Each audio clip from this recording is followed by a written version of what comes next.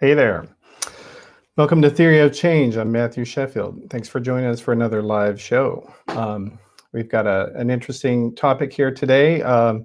We talk a lot about political philosophy and politics generally, and technology sometimes, and media. But this time, among other things, we will be talking about Nicki Minaj. So let's get started. Oh, and I did want to say also, we are taking live questions. So if you did have any for us today during the show, feel free to ask them in whatever platform you're using. All right. So in a 24/7 news environment, everyone is surrounded by information. Some of it is true, some of it's false, and much of it is somewhere in the middle. It's often hard to tell what's true because no one is an expert at everything.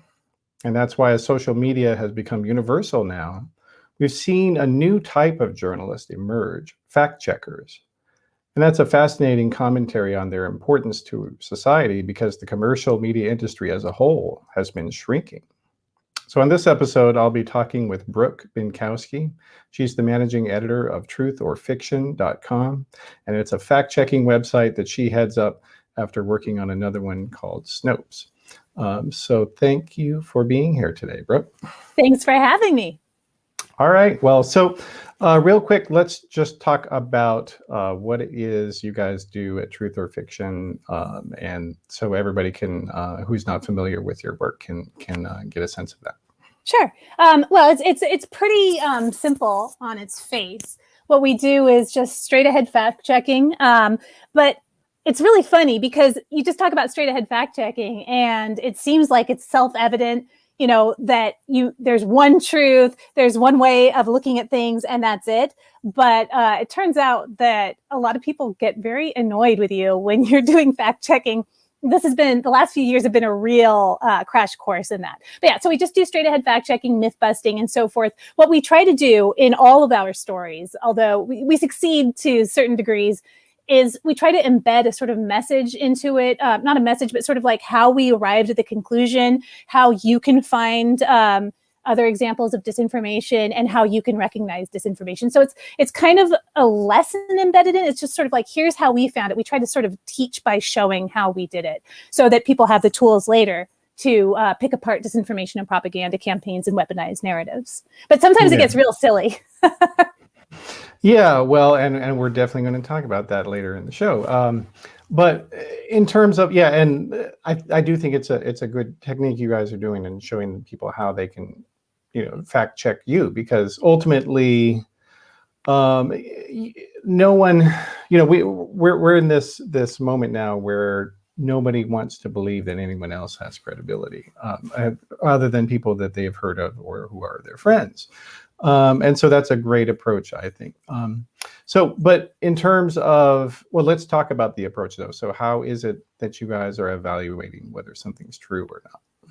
Well, a lot of the stuff that's out there as disinformation is really easily recognizable at first blush to us. I mean, we never just go by our gut because, of course, that's how you get led into all kinds of disinfo. But a lot of the stuff that we are seeing now is very recognizable to those of us who have a sort of basis in history of disinformation. So, for example, one of the ones I've been exceptionally worried about lately has been the demonization of nurses and doctors who are pushing the COVID-19 vaccine. They're doing so out of desire to, not see everybody die in a global pandemic. And this is the best way we have, the best defense we currently have against COVID-19 is this vaccine, quarantining, masking, and so forth. They've been demonized in such a way by disinformation purveyors as to call them out for killing people for insurance money is the one I've just been seeing recently. This is the doctor's plot, the Stalin era,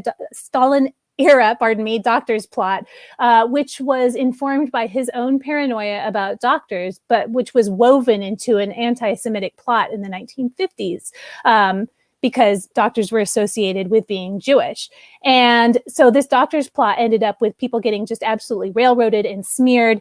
And it accused doctors of trying to kill Stalin and other people. So you see, it's been modernized a little bit. There have been new details added in, but the structure of it is the same, which makes it easier to debunk, because we already know, like, the seeds of its debunking already exist within it. There are others that are just like flat out lies that are just made up. In that case, we do just ordinary journalism. We'll like call the person who allegedly said, let's say somebody is alleged to have said the sky is red. First, we go outside. The sky is not red. The sky is blue. Okay. Now we call the person involved. Did you say the sky is red? Oh, you did? Oh, why would you say that? So that's how we fact check. We try to use primary sources whenever possible, or vetted secondary sources in a pinch. We also recognize that people will lie about things they've said and done. So we try to make sure that that's kind of accounted for in our debunks. Of course, we hit a point sometimes where we just end up like having to describe the mechanism of it. And so we'll kind of work that into our reporting as well. I guess that's like a really long-winded way of saying it's journalism. That's all, just sort of traditional journalism. Yeah, well, and in terms of, and your background is in traditional journalism. That's you. So talk a little bit about that, like your experience, and why did you get interested in fact checking and things like that? Oh, sure. So I have one of those sorts of, oh, wow, I just saw that it's being put live on Twitter. How cool is that? Okay, I can't look at myself. Oh yeah, actually, if you can retweet that. I just did. Oh, okay, cool. So yeah, I'm an old school journalist. I actually come from a family of journalists. I'm totally screwed. My family is like, don't get into journalism, don't do it. You're gonna starve your whole life. You'll never make any money, And I was like, oh, no problem. I don't want to do anything my family does. That's why I'm getting into journalism. And my family's like, no, wait. So that's what I did. I became a journalist. My mom and dad met in a newsroom that was a newspaper run by my grandfather. And that's where I was babysat growing up. So this was just like, I was screwed from the start. Of course, it was totally inevitable. And it drives me nuts because I totally was convinced all along until about 5 years ago. I was like, this is all my idea, my free will, my choice. I did it, because I know myself and I know my own mind and I'm doing this. And now I'm like, wait, was that really my choice? Like, I don't know. Or was I just destined, I mean, I don't know anything else. I guess I could have gotten into academia, my brother did, or academia like my sister did. So anyway, I wanted to be, when I was 18 years old, this is how I fooled myself. I told myself I wanted to be a wacky DJ like Howard Stern, because Howard Stern was really big. When I was 18, it was 1990 and 1995, just kidding. So in 95, Howard Stern was like the thing. I wanted to be the next Howard Stern. I wanted to be the female Howard Stern. I wanted to talk about gross stuff from a woman's perspective, because nobody was doing that. It was the 90s, a dreadful decade for women in the United States in many ways. I mean, there were bright spots here and there, but most of the time. And so I started interning at a local radio station, which also happened to be where my dad was an employee, and they wouldn't hire me. So I went to intern at another station, and the station hired me almost immediately. So I have this name recognition that I did my best to deny but downplay, because I didn't want to have any unfair advantages, which is why I left San Diego. Anyway. So I did all of this grunt scut work, intern stuff, because I just wanted to work in radio. I wanted to be, again, the next Howard Stern, female Howard Stern. And then one day, because I was hanging around the radio station all the time, because, and it was in a cluster. So there were AM and FM stations in this one building. And so I was hanging out at the cluster because I had no friends. And this is the kind of kid or the kind of young adult I was. I was just hanging out at the radio station because I loved radio. And a portion of the freeway had collapsed. It was raining really hard. So my excuse for hanging out there was I don't want to drive home in the rain. And a call came in saying a portion of freeway had collapsed right by us. And they, maybe you should send a reporter out. It was late at night. There were no reporters. And they asked asked me to go out there, and they said, okay, just record something. Don't talk, just record like what other people are saying. If you can get some pictures, that's great. Here, go. And so I went out there, and I had to like pop start my truck because I had like this crappy truck that, I had to pop start. So I'm like pushing it, and I jump in, and I drive over to where it is, and there's this huge hole. It's pouring rain. There's a car like nose down in the hole. And this man is running at me, like yelling. He's like, are you with the fire department? Like nobody's there yet. And I'm like, I'm a reporter. And he's like, oh my God, you got to tell everybody what happened to my car. And I'm like recording, like my hand shaking, oh my God, my car's in the hole. That's my car. It's sinking. I got out just in time. And the hole's filling up with rain. And I'm standing at the lip of this big hole, like looking into it with this guy, and a fire engine like rolls up. He's like, that's my car, man. And as we're like all standing there, we hear this and like little chunks start to fall from where our feet are into the water. And we're like, oh, and we back up in this pouring rain. And I stood there in the rain watching this guy's poor bastard's car sink. He was fine, but his car was very wet. And I thought, this is what I want to do with the rest of my life. I was in love. That was it. I wanted to be a field reporter. It was like being hit by a bolt of lightning. That was what I wanted to do. I wanted to be there as it was happening. I wanted to be able to help out by telling people like how to avoid this hole. I wanted to be part of the solution and sometimes part of the problem for some. And that was it. I was just hooked. So that was what I started pursuing single-mindedly. And I ended up getting my first full-time job in radio journalism in Anchorage, Alaska at KFQD a few years later when I was 23 years old. And from there I went to CNN. And from CNN I went to KNX. And from KNX I went to KPCC, all in Los Angeles. And from there, I went to freelancing at the border because I wanted to be able to have this sort of editorial freedom that I felt I needed, which I did need, to be able to pursue the stories I wanted. And that didn't work out as well as I was hoping financially. I was actually starving to death, like literally not buying food and like hiding from my partner how hungry Your parents were right, apparently. I've apologized to them so many times. They're like, yeah, well, we knew you didn't listen to us. So good luck with all that.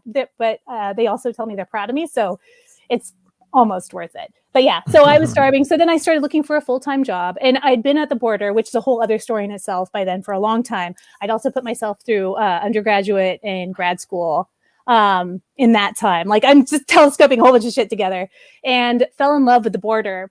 And from the border, I started realizing that disinformation campaigns were running how people felt at the border, about the border rather, and started to look around for jobs that would encompass that. Found a job listing for Snopes that happened to be in San Diego, which is where I lived. And I thought, oh my God, it's fate. This is like one of my favorite sites. I want to go work here. Worked there for 3 years as a managing editor. Did not end well. Never meet your heroes, and definitely never go work for your heroes. Never. Don't do it. Because it'll turn out that your heroes, changed their ex-wife's bylines to their own byline and plagiarized, hundreds of stories on their site as they tried to rope you into their plagiarism scheme. Anyway, that's a BuzzFeed story. You can probably go look that up. We'll put it in the show notes for people who want to get that part. I'm still so pissed off about it, but that's the whole other thing. More stories are, I'm sure, going to come out at some point. But I didn't know that at the time. So I got this job at Snopes, and I realized that I was uniquely situated and qualified to be able to follow these disinformation campaigns because I could see very clearly that they were originating from, or at least encompassing, the border and immigration, and in many ways were the same disinformation campaigns I had already been fighting on the ground at the U.S.-Mexico border and in Tijuana and Mexicali. And so it was kind of inevitable, I guess. And then I got publicly fired in 2018 from Snopes, and I ended up over here at Truth or Fiction and mouthing off on social media all the time. I guess I've sort of found my own niche for now. Hopefully this ends with a very lucrative book deal so I can finally prove my parents wrong once and for all. Well, who knows? Yeah, and you guys are working very hard over there to really try to chase down all the different rumors and things like that. And one of them, and I mean, there was a new rumor every day, literally, well, and more than one actually. And one out there, of course, very big one, is about fears about the COVID-19 vaccines. And of course, lately, if you have not been on Twitter, the focus has been on the rapper Nicki Minaj. I'm going to put up on the screen what she said. So Nicki Minaj, she said the following on her Twitter on September 13th, 2021. My cousin in Trinidad won't get the vaccine because his friend got it and became impotent. His testicles became swollen. His friend was weeks away from getting married. Now the girl called off the wedding. So just pray on it and make sure you're comfortable with your decision, not bullied. And, you know, it has been a really, I have to say, like, out of all the things that I've seen of disinformation over the years, like, she's providing like a perfect test case of how it works. And beginning with the idea that it was her cousin's friend in Trinidad. So a place she hasn't been to in a long time, doesn't visit a lot, and may not even know who the person allegedly is. But it's like, but that's one of the very common things in these rumors that people are hearing, is it not? Oh, absolutely. I mean, the anti-vaxxer scare lore is just absolutely dreadful right now. And it's... Yeah, although not just with vaccines, though. This second or third hand or fourth hand. Oh, yeah. That's what I'm talking about. My brother's cousins, nephews, former roommates. Yeah. I mean, that's kind of like the friend of a friend. The dynamic is, oh God, what's his name? Jan. I am so sorry, Jan. I forgot your last name, but he sort of wrote this definitive book on urban folklore. I think it's Brunsville. And he was the one who first called them Fofs, friend of a friend's.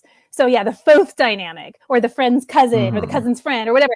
I mean, the farther removed you are from the primary source, which is why we deal with them, the less likely it is to be, you know, debunkable, because then you're just sort of like trying to prove a negative. And that's, of course, what rumor mongers depend on. And that was one of the reasons it was so irresponsible for her to say what she said. I mean, who knows if the cousin's friend or the cousin even exists, right? But if she's hearing it second or third hand, then... Yeah, or like, I mean, let's say her chain of information is true in terms of that this guy exists and he said this to her cousin. How does she even know that he's telling the truth? Right. Because as the health ministry of Trinidad recently said, that, you know, we have not received any reports about swollen gonads in response to a vaccine. And then also, you know, meanwhile, having that type of symptom is a symptom of syphilis and gonorrhea. So that seems like a simpler thing to conclude. But she didn't do that. And, you know, and I guess I'm going to put it back up on the screen, though. But beyond just the second and third hand information, we've got the idea that, you know, so just pray on it and make sure you're comfortable with your decision, not bullied. Bullied. Yeah, because the anti-vaxxers who come up to me and blow on me because they don't like that I am pro-vaccine, like, this is what they've done to me personally. They'll come up to you and blow on you if they don't like you, and if they know that you're vaccinated or that they know that you're pro-vaccine. Like, they're not bullies. Like, please. Yeah. Well, and it's you know, this very real sense of victimhood that a lot of them have, where typical fascists.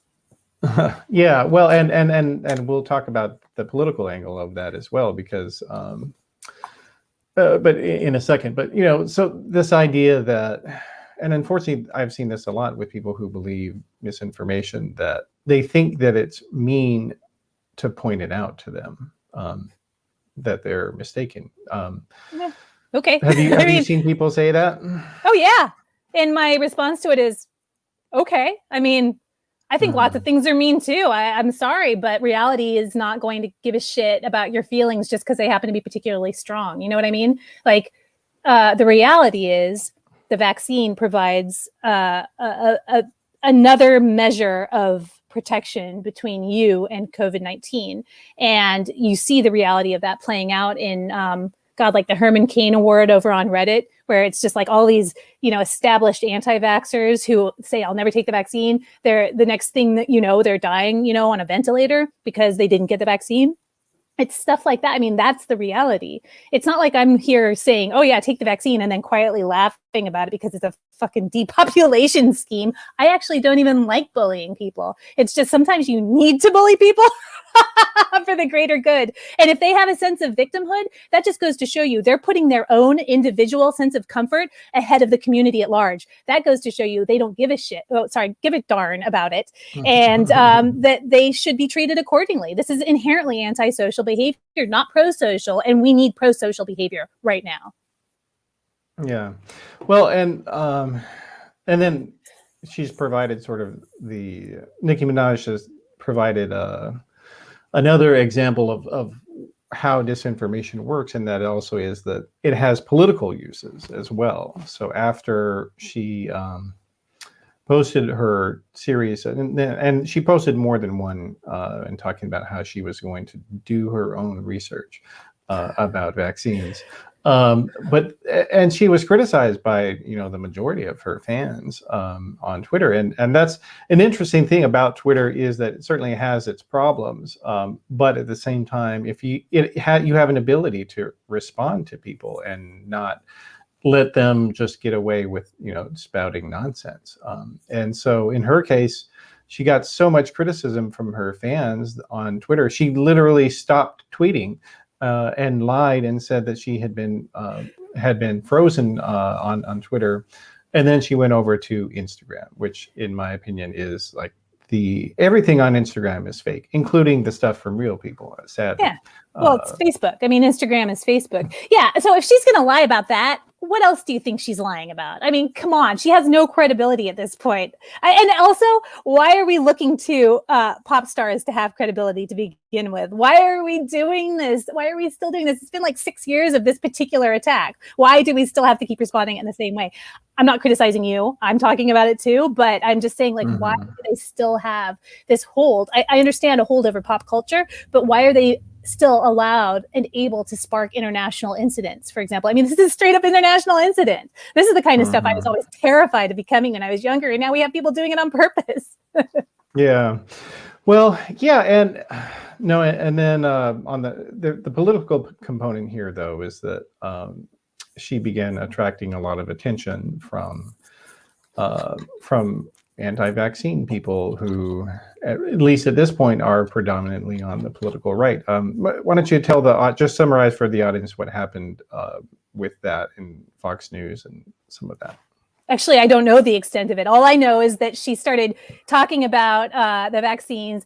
Then she said that she'd been invited to the White House. Then she started pushing Tucker Carlson stuff. And then she said that she'd been kicked off Twitter, lying, apparently, went over to the more disinfo-friendly Facebook subsidiary, Instagram, and from there has continued to spread her lies. By the way, I think brigading public figures who lie or who spread lies, who are disinformation purveyors, I think that's fantastic. I think everybody should do that because you see what a great effect it has. People need to be told when they're spreading lies. They need to be suffering social consequences. I said bullying before, but I don't think it's bullying. I think it's actually just consequences for lying. I mean, that's the problem. We've been living in this culture of impunity for far too long. So there's been this very strong effort to bring together the right and the left. And to the fringe right and the fringe left have been sort of, there's a political philosophy, the horseshoe theory or fishhook theory, where in which, hang on, I'm not a political philosopher, so bear with me, but it's basically when the far right and the far left join forces, that destroys one of the underlying pillars of democracy. So if you can get, the idea here is if you can get the far right and far left to join up, democracy will eat itself over time, right? So one of the earliest ways to do this in the United States, from a disinformation perspective, was a site called Natural News and a guy named Mike Adams. It was a lefty, like hippie site for a long, long time. It was all about like wellness and alternative medicine, anti-vaxxers. And then all of a sudden, in like 2014 or 2015, it was all of that stuff plus buy guns to protect your individual rights. And then they started attracting the right. And so there were these really strong attempts to use anti-vaccine ideology and pro-gun ideology to bring the left and the right together. don't think it's particularly working because pro-gun left-wingers are generally pro-gun to protect themselves from the far right, whereas the far right are pro-gun for other reasons. But it's still, like yeah, and I get that. Like I've gone shooting, I've handled guns, I've learned how to handle like load and unload them. I lived in Alaska. I mean, you can't live in Alaska. I mean, you can, but it's really difficult to live in Alaska and not handle guns because, it's such a hunting culture there and so forth. And so when I talk about like gun control and things like that, I talk about it from a perspective of somebody who does think guns are fun. And that is very shocking to people, but it's not like, I have no, I don't like gun culture, and I have no problem, saying, yeah, like you have to learn weapons in order to criticize weapons, right? Like you have to learn the basics of it in order to properly criticize them. Yeah. So, I'm sorry. Well, in the case, yeah. Oh, no, but in the case of Tucker Carlson, though. So Tucker Carlson, has become, he has become one of the biggest anti-vaccine people at Fox News Channel, and has been, and of course he himself will not disclose whether he has taken the vaccine, like all of them, all of their top hosts. But they're just going on and indulging these conspiracy theories by their viewers. And so he found Nicki Minaj talking about this stuff, and he talked about it on his show, and then he read off the tweet that I had read, this, third-hand account that she had, and said, yeah, that seems pretty reasonable, to just pray about it and, decide for yourself what you think. And then, meanwhile, Minaj had been sort of, been receiving a lot of criticism, and she just latched on to what he said. And then meanwhile, somebody, multiple of her fans had said, look, that Tucker Carlson, supports white nationalists and is literally has them on his programs, and is loved by them. And her response was, well, it doesn't matter if, I don't care who somebody is. I can talk to a Republican. And so don't criticize me. People. So she's conflating white supremacists and Republicans from the get-go, and she's okay with it? Like, what? She seems to be, yeah. And but that's how desperate she was for validation. But that's an example, though. Going back to what you were saying about like natural news and things like that. That once people have an idea in their head that's not true, everything and everything that they're thinking goes toward trying to prove that idea rather than trying to just examine whether it's true or not. And so as a result, there has been kind of a real tension that's developed between fact checkers and the political right. And then you certainly have, you are one of the many people who have been in that, been in the midst of that. Tell us about some of the things you've experienced. Oh, okay. So, I mean, I'm just out here like, doing my thing, right? I don't like lies. I've never really aligned myself with any particular political party. I've never particularly aligned myself with any particular like ideology because I tend to not be much of a joiner. So it's been really interesting watching people tell me what they believe my political beliefs to be. I just go after people who lie and cheat and are corrupt. It's not my problem that, a lot of them happen to fall under the banner of the far right.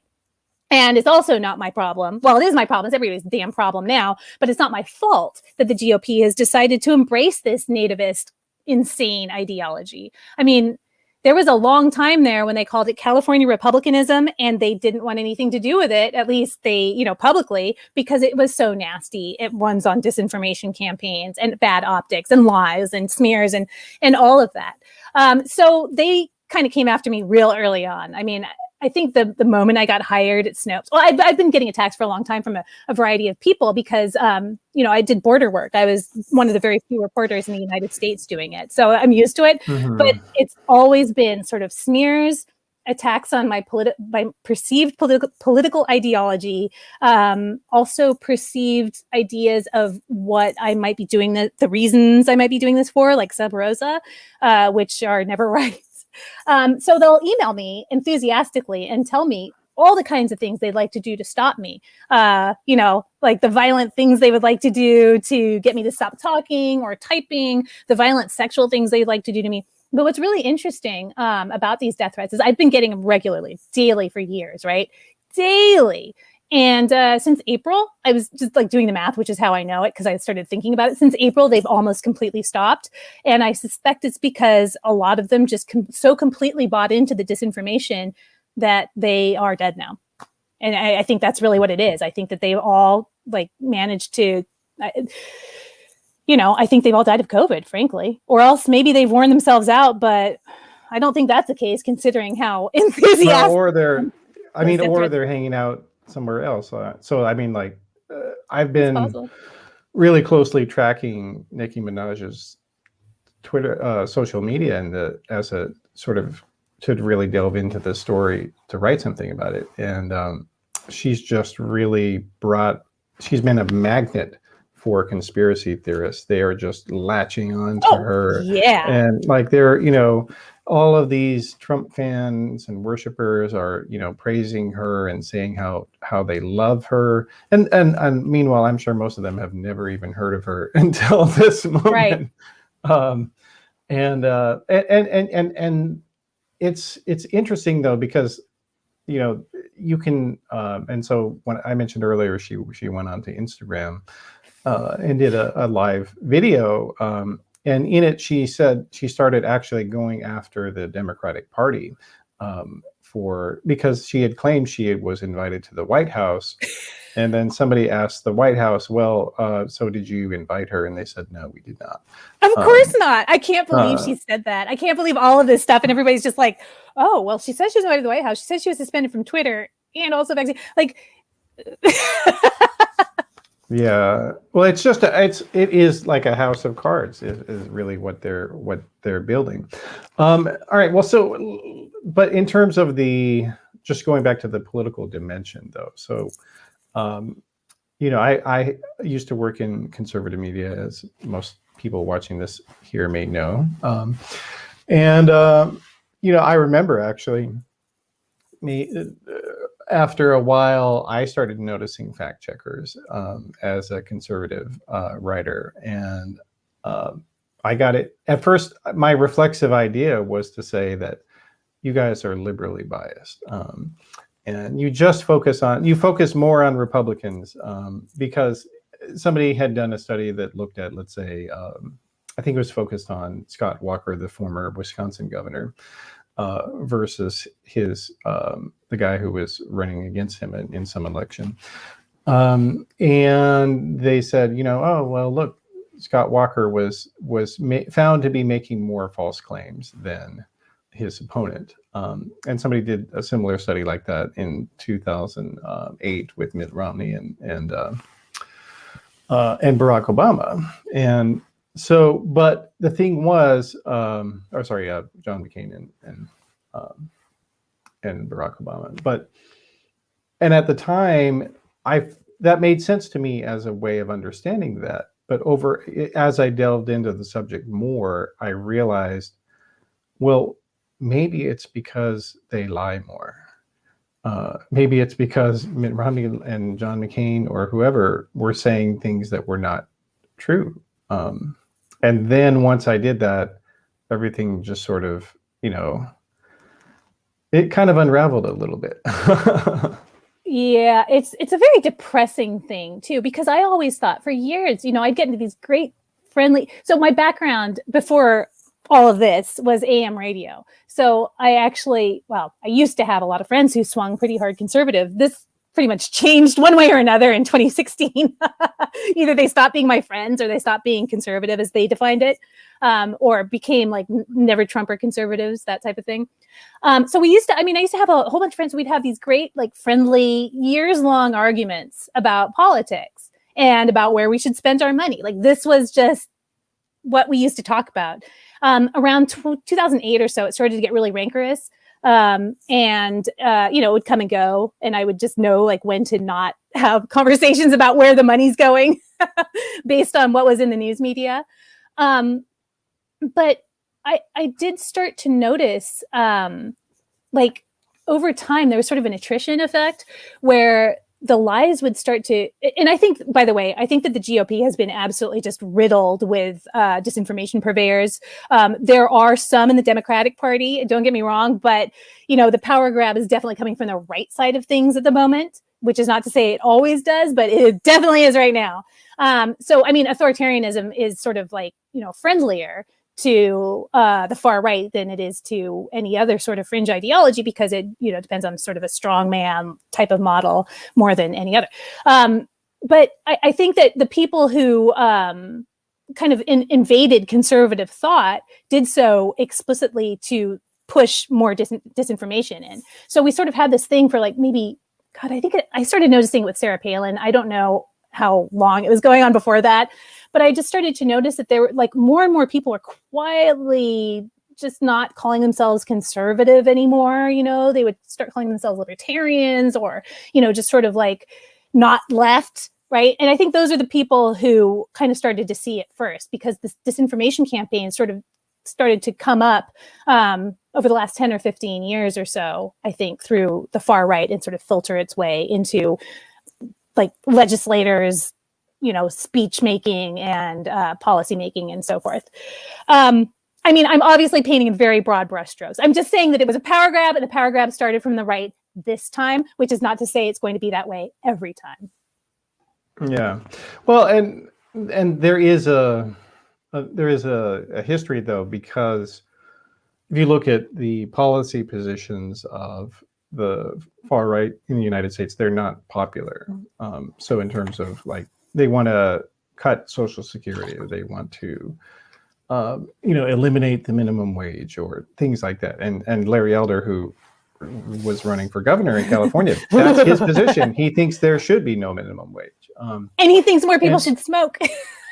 Oh, I haven't heard that one, but we'll talk about him in a second. But yeah, like so because their views though are unpopular, they have to come up with other reasons for people to get with them. And you kind of, it's a really unfortunate to see what's happening with Nicki Minaj, or what seems to be, because Kanye West, the rapper, he got sucked into this stuff as well at an earlier point in time, and he really, really got into it at first, and even ran a third-party presidential campaign designed to take black votes from Joe Biden in order to help Donald Trump.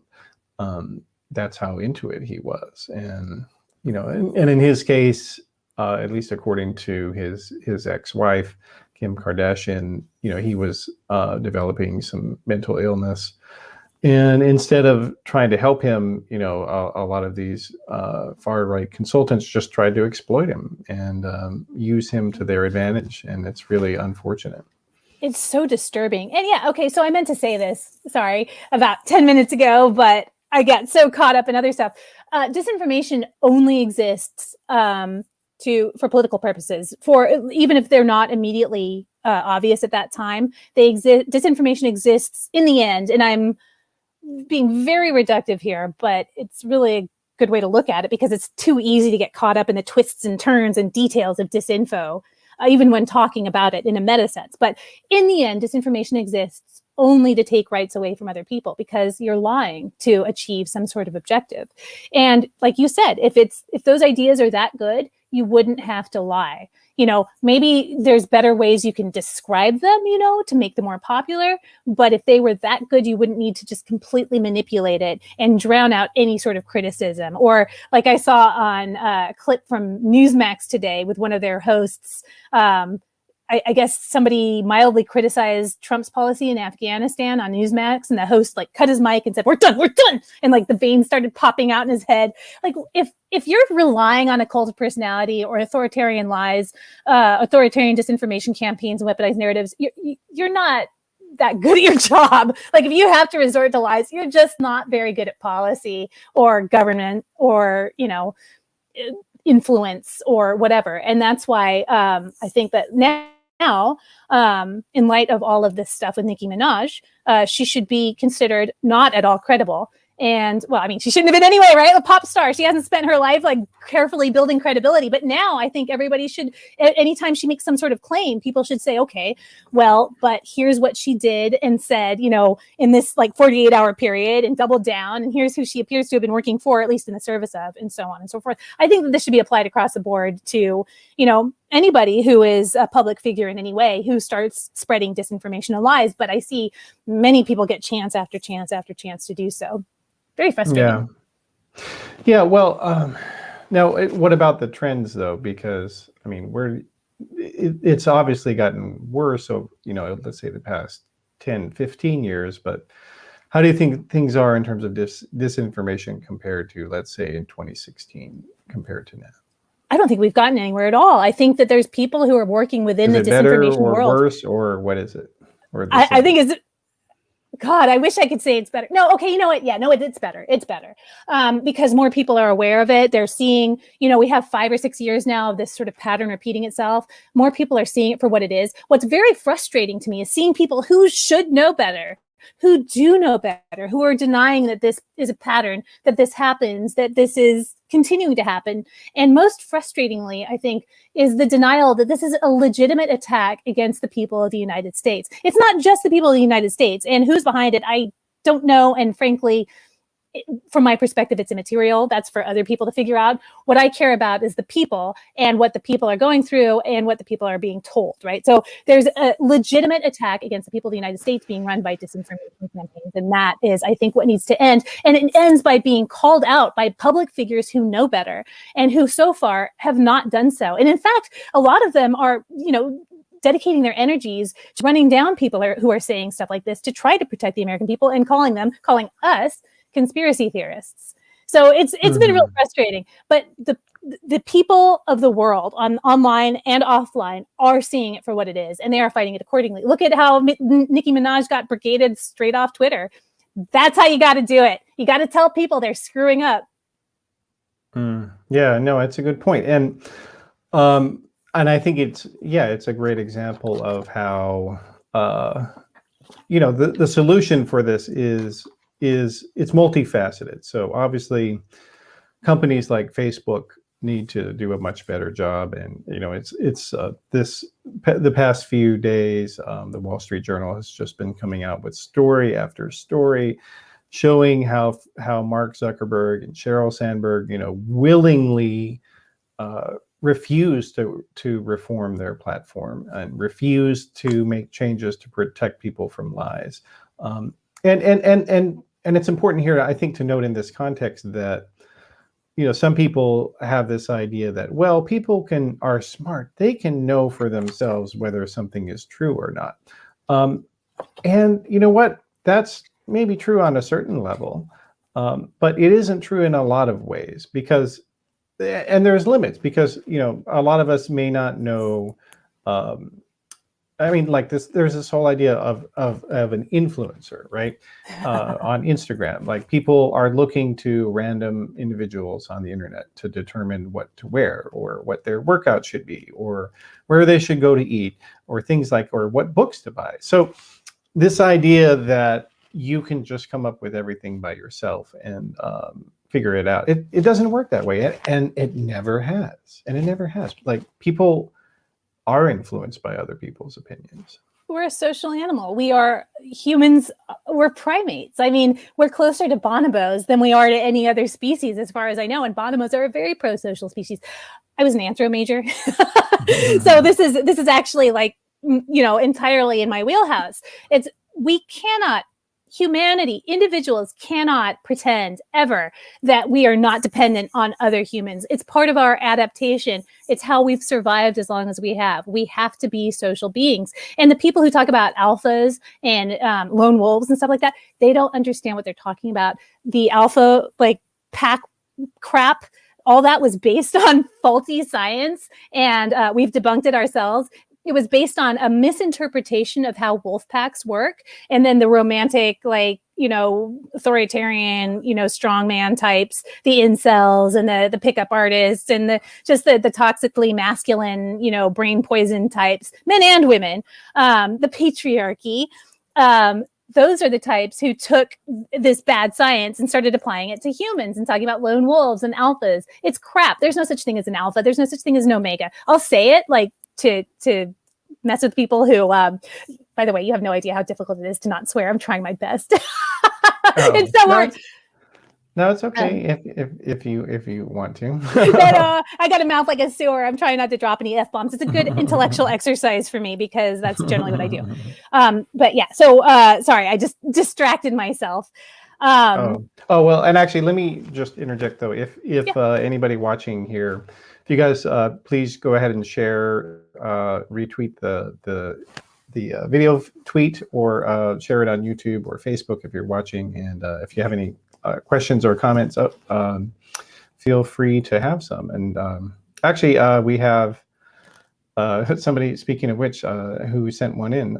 This is a person on Twitter whose username is Prof. Bill Keep. Hello. He or she says, how much as if quantifiable is this cultural, even historical belief in a social or political elite? So in other words, this idea of a secret group behind the scenes that's controlling everything. How old is that belief? Several hundred years at the very least, right? So it started out as anti-Semitic conspiracy theories in the Middle Ages, I believe. I don't know if anybody has ever tracked down, exactly what century it came from, but there has been this idea of this secret elite secretly controlling the strings for centuries. This got written into a satirical writing known as the Protocols of the Learned Elders of Zion, which was basically like, look at this ridiculous crap. Like, look at what people believe. We're just going to lean into satirical. Yeah, it was intended. I know. I just found that out too. It just is intended as satire. And then the satirical, does this sound familiar? The satirical context of it was stripped away. And then it was circulated as though it was fact later. And that has formed the basis now for an enormous amount of conspiracy theories. Oh my God. It's like there's a secret group of elites who are controlling banks, media, and vaccines now as well. I mean, this is all as well. Oh, and academia, yes, of course. And churches. Oh, of course, churches. And it's the Illuminati, it's the lizard people, it's the protocols, it's QAnon, it's every single conspiracy theory that any of us have had inflicted on us in the contemporary United States. The basis for it is always the same, and it has always been there, just lurking to keep it on the fringes of our subconscious so it can be drawn upon. I call it a disinfo sleeper cell, but I'm sure there's a better name for it. Yeah.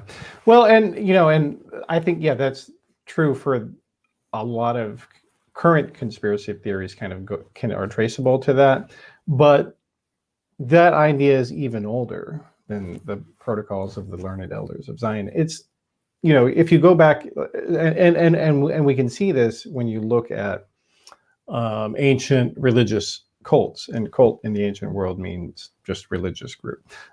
So a lot of them had these secret doctrines, and so because as paganism, the idea of having multiple gods, and a god of X and a god of Y, gradually began transitioning toward, well, we're going to dedicate ourselves to this particular god, and we're going to find out what it is that they like, and we're going to do all of that. And so they had all these secret little groups. So like the Pythagorean theorem in math, there was actually a religious group around around Pythagoras, the ancient mathematician, and like lots of people in the Greek world had conspiracy theories about the Pythagoreans, and like I also have conspiracy theories about the Pythagorean theory. No, I'm just kidding. I don't. I'm just kidding. And then there were also different secret political groups within the Roman Empire, for instance, factions that were around the emperors, and they all had their own agendas, and people had different ideas about what the other ones were doing, this, that, and the other. So, but even further back, you've had this idea there was this idea of in early Judaism around the time that Jesus was alive, called Gnosticism, where there was a secret knowledge about the world, and that the God of the Bible was actually evil, and that there was that he was the creation of another god, and that other god wanted to be had been kept from the world, and so this whole idea of esotericism. Yeah, and so no, and I'm actually working on a big long piece about this whole idea, and so like there is an actual connection in some sense between, in a human sense, that we all want to think naturally that we've figured something else out that no one else has figured out. It's easy to think that, and we all have mistaken beliefs in some sense or another, right? Oh my God, I grow conspiracy theories like in my backyard now. I've got these like organic, bespoke conspiracy theories that I'll never tell anybody. I just got them all like cropping up. It's funny you should bring up Gnosticism, because one of my big things lately is I stumbled across the Lilith myths, which are a big part of, or not a big part. Well, you have to explain what that is, though, if you're going to talk about it. Of course. Okay, this is as best as I can tell so far with everything I've read. This has just been a real area of interest for me because I like this kind of thing very much, and so there's no real deeper meaning as far as I can tell. It's just interesting, but I have theories because I have theories about everything. But the Lilith story is a story about Adam's first wife and the Garden of Eden. So in this story, and it came out of I think a 10th century text that may or may not have been satirical, another one.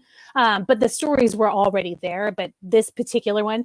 So God, according to this myth, God made Adam out of dust and made Adam's first wife, Lilith, also out of dust, not out of Adam's rib. And so the two of them were fully equal in every way, man and woman. And then God said, all right, the garden's yours. Have at it, kids. And so Adam's like, hey, let's get it on. And Lilith's like, all right. So Adam's like, all right, I'll be on top. And Lilith said, no, I'll be on top. And Adam said, no, I'm the man. Sorry, your audio's clipping a little bit somehow. Oh, no. I don't know. Oh, is it too hot? Here. Okay. Yeah. So, it seems a little better. Yeah. Okay. So I'm sorry. So you were saying, Adam was made from the dust, and so was Lilith. So Adam and Lilith, according to this myth, were both made from the dust. Adam says, or God says, all right, kids, this is your garden. Have fun. Have at it. Adam says, let's do it. Lilith says, let's do it. So they go to do it. And by do it, I mean have sex. And Adam tries to climb on top of Lilith. Lilith says, no, I get to be on top. And he says, no, I'm the man, therefore I'm superior. God made me first. And Lilith says, screw you, buddy, I'm out, and leaves him, leaves the Garden of Eden, flies out into the desert somewhere because she grew wings because, she's a demoness. And Adam goes to God, and my wife left me. So they try all these things to bring Lilith back. And Lilith's like, nope, not coming back. And finally God's like, fine, I'll just make you another woman. Just, we'll curse Lilith, make you a wife. And then he takes Adam's rib, makes Eve. And then Lilith gets pissed off because she thinks that Eve is being kept captive. She starts to feel bad for Eve. So she turns herself into a snake, goes back into the garden in disguise, and climbs the apple tree and says to Eve, I've put all the knowledge of the world into this apple. So eat it so you'll know what Adam's really trying on you. And that is what truly happened, according to the Lilith myths, which I just love. It turns out that the Lilith story came from earlier stories about Inanna, the Sumerian goddess, I think, of love and wisdom. And so there's this sort of unbroken strain of stories which have been taken out of context and used as sort of patriarchal folklore. But there's this other strain of Gnosticism, which my theory about it now is that it's been passed on from woman to woman as stories over the millennia to give them sort of strength when, the men are wilding. Okay, but there's a way, you can get through this terrible time and, telling these stories, which is my theory. So yeah, love that stuff. But notice how it all is coalesced around knowledge, around secret knowledge, around knowing the truth. It's really interesting. Yeah, it is.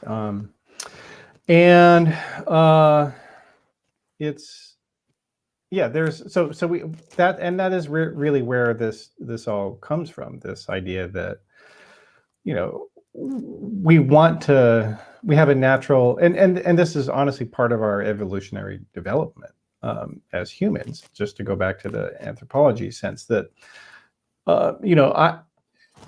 Animals that can recognize patterns in their environment are better able to survive than those that cannot. And so that's why, if you look at, so they're able to and pass their genes on. And so over time, that's part of what evolution is that the smarter animals are able to exist. But now we're at a moment here where sometimes the patterns that can be perceived are not true, that they're false patterns. That's where that history becomes important, right? That false alternative ecosystem of lies, of the birther and the bircher and the anyway. Sorry. Yeah. Well, no, and there is, and it's like so much of this stuff is kind of interconnected, which is really kind of funny because when you think about it, that's always what the conspiracy theorists are saying. That in fact, but the reality is they are the globalists. They are the ones who are secretly having affiliations and controlling each other's groups. And so, like, Alex Jones, for instance, the far right, libertarian media entrepreneur, he buys from the same suppliers that Gwyneth Paltrow does for her Goop website. He literally sells some of the exact same stuff, but just under a different brand. Man juice. Yeah, testosterone pills. Yeah, although in her case, and then she'll take the same thing and say, you'll become fertile if you drink this. What a freaking scam! Ugh, it's so frustrating. Yeah. Well, but you're saying that there is a greater awareness about this as a social phenomenon. Yes. But what about on the technological side? Because I think there was a lot of attention on disinformation and misinformation and lies after the 2016 presidential election. But it seems to me that a lot of people who became concerned about it, they tend to see everything in terms of Russia, and less in terms of, well, we have a lot of homegrown problems on our own. And in fact, so much of what they were doing was just picking up what Americans were making and believing. Yeah, well, I mean, so the whole concept of this disinformation attack that we live through right now, and the disinformation attacks in general kind of run the same way all the time.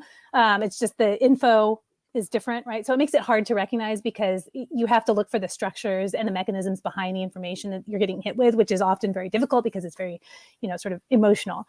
But the oh shoot, there's so many things I need to say. So first of all, and then can you please bring me back on topic after I finish this thought, because it's going back to something else you said. And I know I'm going to lose track of what I'm going to say.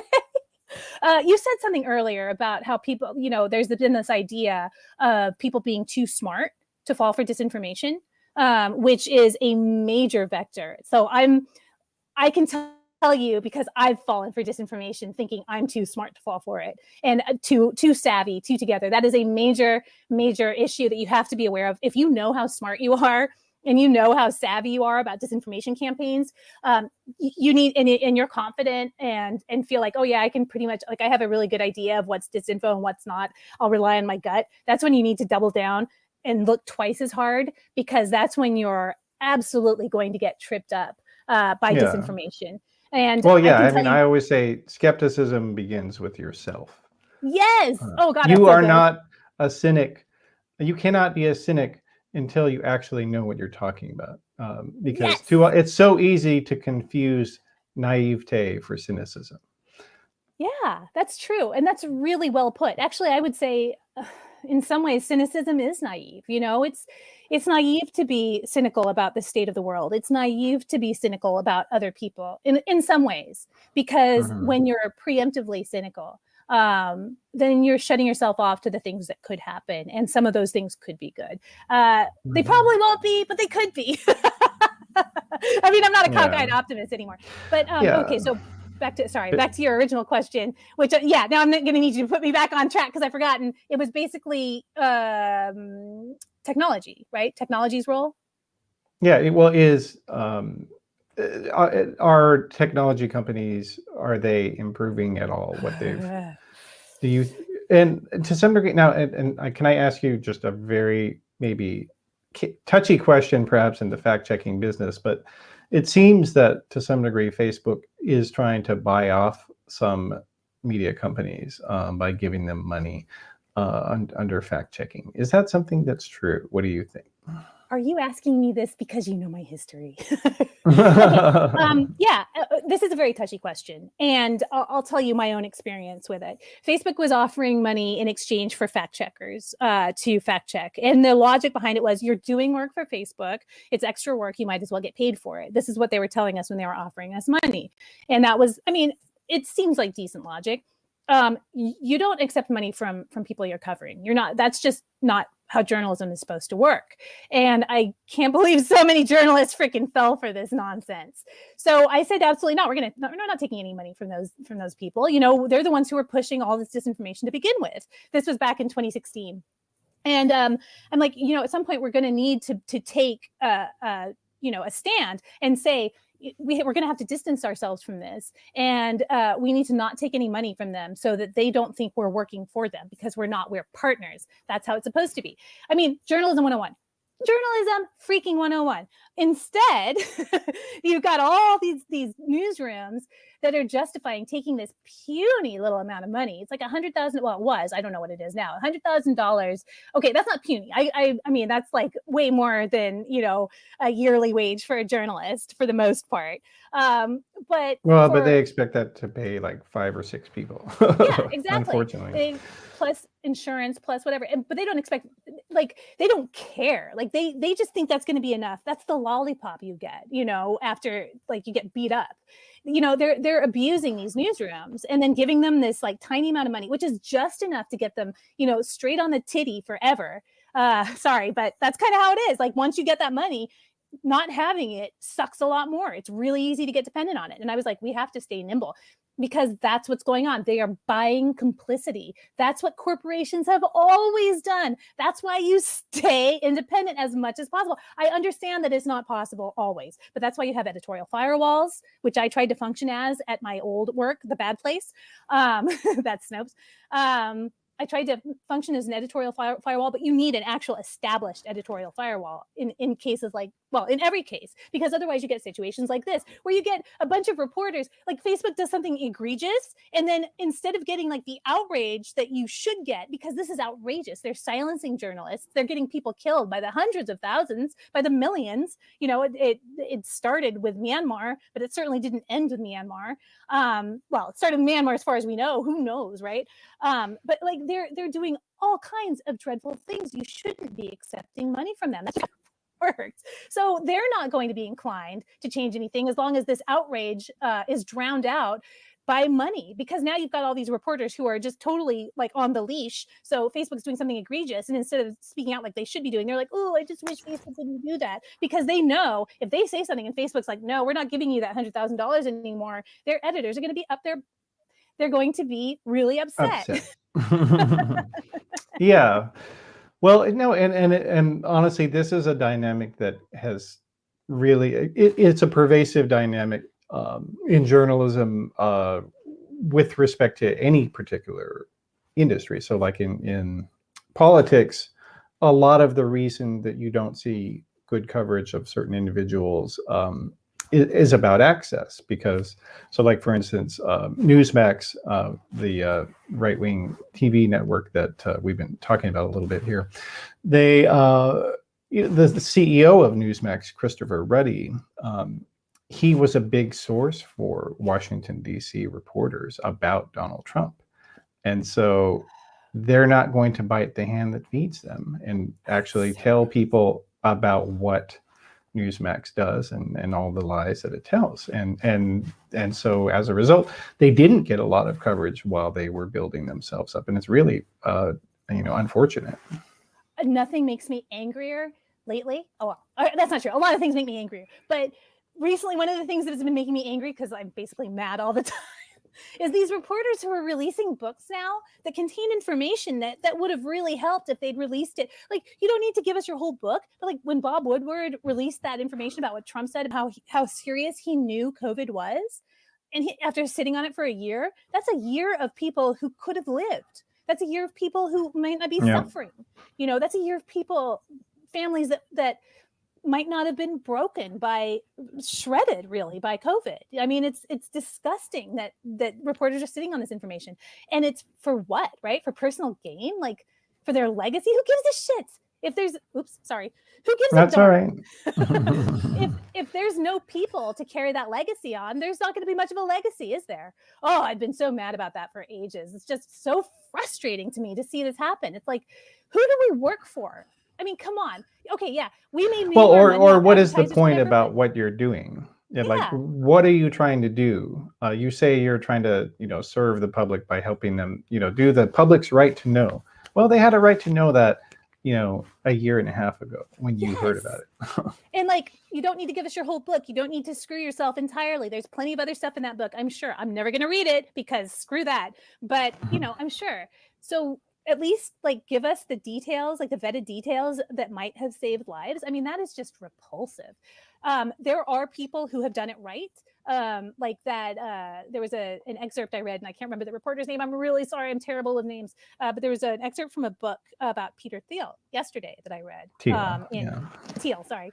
In Bloomberg. I think it was in Bloomberg. But it was like a 25-page excerpt that had been adapted into an article. And a lot of it was information that was already out there, that had been put out there, but it put it together and organized it in a really solid way. It was an excellent, shocking, dreadful article, actually. But because that information hadn't been sat on, it was like, oh, we can go back and double check. We can do readers can all check it and check it against what we already knew. It didn't stop how shocking this article was. It was just, it was still really shocking. It's just, we need to know. I mean, we need to know things that are potentially life-saving so that we can act accordingly. You can't just sit on, it's not privileged information when it affects the entire world. Yeah, exactly. All right. Well, so we're just over an hour here in terms of the live stream. Maybe as the last question here, tell us what are, besides going after people who lie on Facebook or Twitter, and try to correct them in real time, which is a great idea. What are some other things that people can do to combat misinformation in their own lives? So nobody likes the answer to this question, but here's what we can do. So there's the online brigading, there's offline, like correcting people, like family members or whatever. This is de-radicalization. This is something I don't know very much about. I'm not good at it. I'm not somebody you should listen to about de-radicalization anything. So just so you know, but there are ways you can do that. Consult with experts, not me, because I don't know. But from my perspective, that's something you can do. Another thing that you can do and you should do, and this really annoys everybody. Okay, so I'm very sorry, but write letters to elected officials. Letters, not emails. Also emails.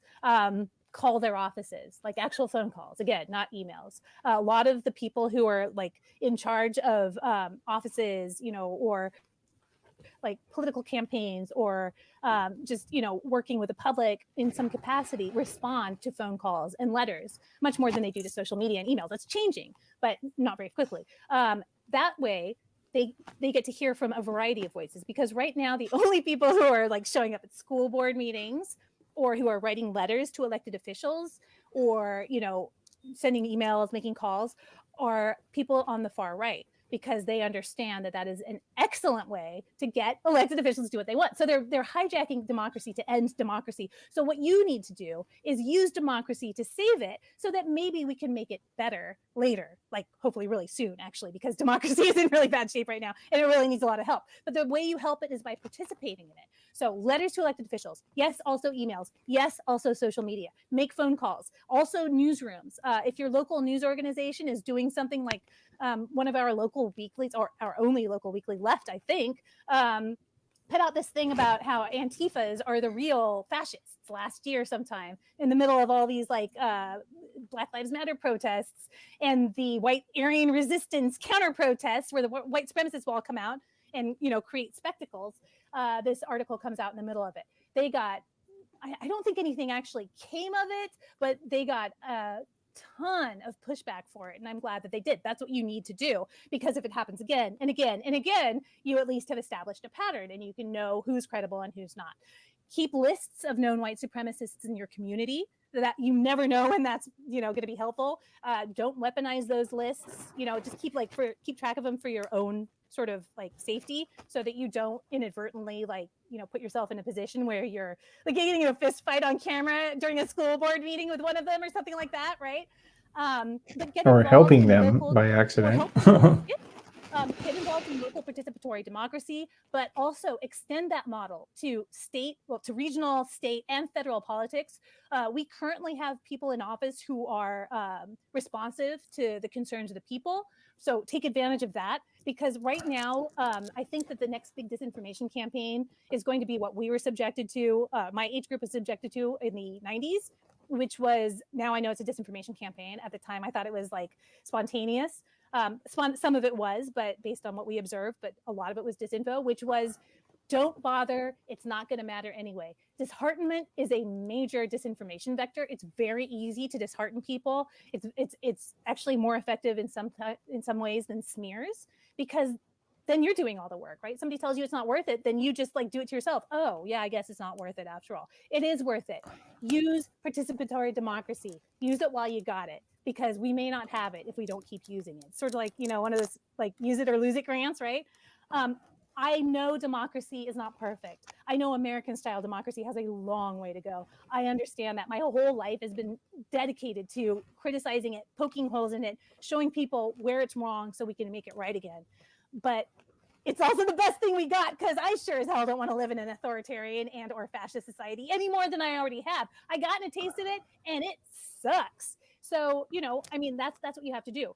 But make sure that you speak out, use your voice, because now more than ever, with information and disinformation warring, as Alex Jones says, there is a war on for your mind, sadly, more for your vote or your lack of vote, but still, that's where it starts. And, just be aware of that. Be aware that your own personality traits are potential strengths and weaknesses in disinformation campaigns, and act accordingly, and listen to your gut.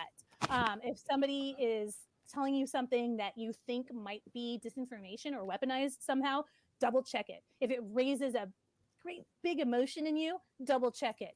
If you think that maybe you were just wrong all along about everything, double check it. Those things do happen. Just double check is all I'm saying, and participate in democracy. That's building resilience, and building resilience is what we have to do, because these attacks, as you pointed out, it started. So a lot of these techniques are Russian. A lot of the psychographic stuff, the fire hosing, gaslighting at scale, a lot of that was developed by the Kremlin, because it was developed by, they knew they would have to be nimble and possibly not, run on a lot of money. And they started developing these techniques. I don't know. Well, and they were trying to destabilize societies on the cheap. Yes. And it's working. But it's also very easy to imitate when you see it in action and recognize it for what it is. So very easy to recognize. Yeah. No, it's easy to recognize, but it's also easy to imitate. If you're a bad person and you see a bunch of people lying and it's working, nobody can recognize disinformation like a disinformation purveyor. That's the worst part of all. They know what they're doing. They're the ones who are getting people sucked into it. It's like the people who are pushing the disinfo the hardest are the ones who don't believe it until they do, and then it gets them the worst in the end. But yeah, that's what it was for, to destabilize. That's what it's being used for now, and it's so much easier for anybody to do it now. It's been democratized by social media, but the good thing is it's been democratized to fight it also. Yes. And you can fight it in the same way on social media. You can fight it on its own turf by brigading, by fighting the lies, by drowning out the nonsense, by refusing to engage in it. Don't let those jerks. Every time I stop, I'm like, I'm trying to stop just a sewage stream of swearing. Don't let the people saying the lies be the loudest voices on social media. We can drown them out. Oh, and the other thing that you can do is support journalism, support good journalism wherever you find it. Fight for it. fight for the voices that you trust, that you know are credible. I've been on this kick for ages that Facebook in particular, not just Facebook, but Facebook in particular, and Google and Twitter should be forced yearly to pay into newsrooms to make up for what they have taken from us over the years. I mean, I'd like to see people pushing for that. I don't like telling people to subscribe to newspapers and things like that, because I know that money is tight, and I also know how much of that money gets skimmed off by advertising and by the publishers themselves and so forth. And executives who do nothing. Especially those useless freaking executives. Ugh, the less Beavises. Yeah. All right. Well, I really appreciate you being here today with me, Brooke, and it's been great chat. And let me just put up on the screen your guest information. So Brooke Binkowski is the managing editor of Truth or Fiction. And on Twitter, she is Brooklyn Marie. That's Brooklyn, just like the part of New York. And that's Marie for those listening. So yeah, thanks for being here. Thank you so much for having me. And, look forward to talking to you again soon. Yeah. All right. Great. All right. Well, so just wanted to do a little bit of housekeeping here for people watching the live stream and the video when it's on YouTube and elsewhere later. Just wanted to let you know that this show, Theory of Change, is part of the Flux Media Network. And Flux is a new not-for-profit media organization where we are dedicated to providing in-depth coverage of the many intersections between politics and religion and media and technology, and getting people to understand how it all interrelates together. So, and again, the website address is flux.community. And we also are, to tie into what Brooke just said about it's important to support good journalism. If you have liked what you've seen on the show today, we do have a Patreon, so you can go to patreon.com/discoverflux and support us that way if you can. And then we are doing this every Thursday. Normally we're around 10 a.m. Pacific time, 1 p.m. Eastern time, but sometimes we'll change that here and there. But we always try to do something on Thursdays. So make sure to subscribe if you are on YouTube, and like us on Facebook and on Twitter as well. So and on Twitter, this show is under Theory Change. So you can also go to theoryofchange.show to see past episodes. So I'd like to say thanks to everybody for being here today, and we'll be back next week with another hopefully interesting program for you. Thanks.